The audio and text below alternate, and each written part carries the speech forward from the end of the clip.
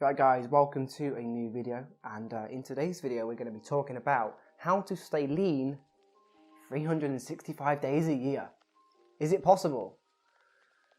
I guess it's possible because many people do it, and when I say lean I'm going to refer to mainly being healthy and maybe sub 15% body fat. Which is athletic, which is a healthy range. You know, that's fitness. Athletic is probably sub 12%, but I would put myself in the category of probably 12 to 15% body fat, okay? So in terms of fitness, I'm fairly fit. In regards to functional fitness, I'm not too bad. I don't play many sports, mainly for, you know, the concussion and damage it can cause to your body. Maybe I should, but I just feel like perhaps more damage would be involved if I did that. Cost benefit analysis, is it worth it? Perhaps not. But yeah, today, how do we stay lean 365 days a year? Now, I'm not going to go too deep into this because I know many people won't follow the principles that I'm going to say. So I'm going to give you some better advice. I mean, if I was going to give someone who is disciplined and really strict, I would say you should be tracking your food. Now, why do I say that? Because you're speaking to someone, you're listening to someone who tracks their food every single day and has done for over 700 days, probably 900 days. MyFitnessPal says 500, but I had a day off for my birthday 2 years ago, so it's messed up. But it's about 3.5 years, and it sounds, whoa, that sounds really bad. But the main message is, it's just like you're eating your food anyway. Put some scales under it and track it. You're already going to eat, so you may as well track it. So it's not as bad as you seem. MyFitnessPal makes it so easy. You can barcode stuff, it saves stuff, it's so easy. If you struggle, there's loads of stuff online. It's really easy to track your food. But if you don't want to track your food, and I'm not going to pressure people to track their food, but it's a good way to start. Okay, I do it now for my psyche, to keep my brain, you know, I have really bad anxiety, so if I don't track my food, it's kind of like I'll think my body's changing, and then because I think it's changing, it'll start to change, so I have to keep it dialed in. Personal preference. I have friends who don't do that, and they're, you know, leaner and stronger than me. So it's completely personal preference, although they did start tracking their food when they got into it. So how to stay lean 24/7, 365 days a year. Well, the common answer is going to be, you know, you got to at least be active. I would class active as being 2 to 3 times a week going to the gym and doing some kind of functional strength training, body weight training, any kind of activity where you're moving your body for, let's say, 60 to 90 minutes a session. Okay, and this could be anything from literally, like I say, strength training. You could be doing abs, you could be doing any sort of training.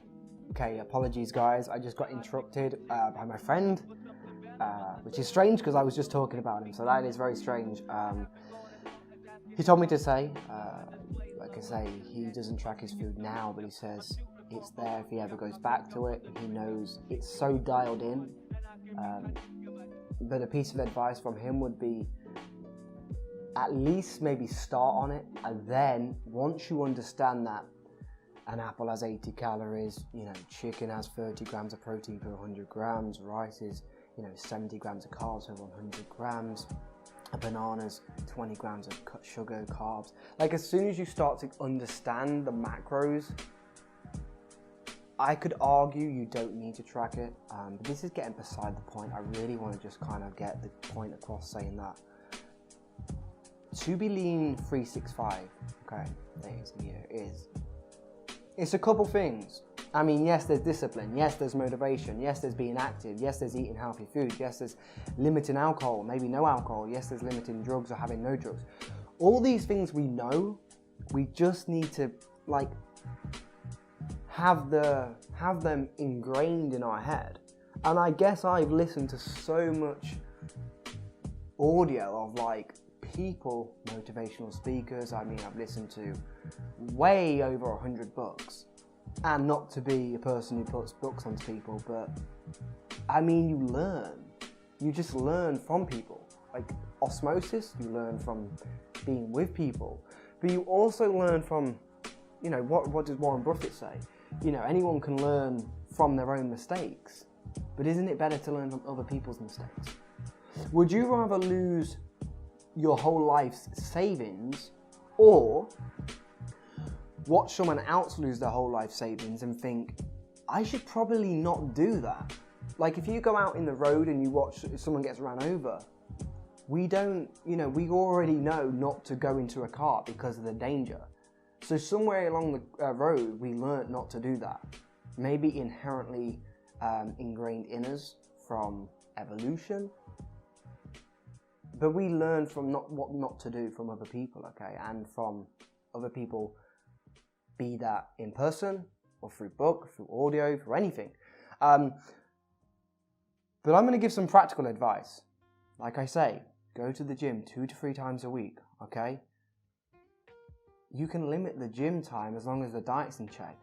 You know what I'm going to say, I don't recommend cheat days because if the diet's perfect, you don't need a cheat day. The very word cheat implies you're cheating. I don't like that. So, limit the cheat days or have none. If anything, replace them with a refeed day. Fast for at least 16 hours a day, maybe 3 to 5 days a week. Have a couple of days off. Implement maybe some prolonged fasting within that. Okay, drink 4 to 5 litres of water a day if you're being active, you've got an active job. 40 to 50 grams of fibre a day.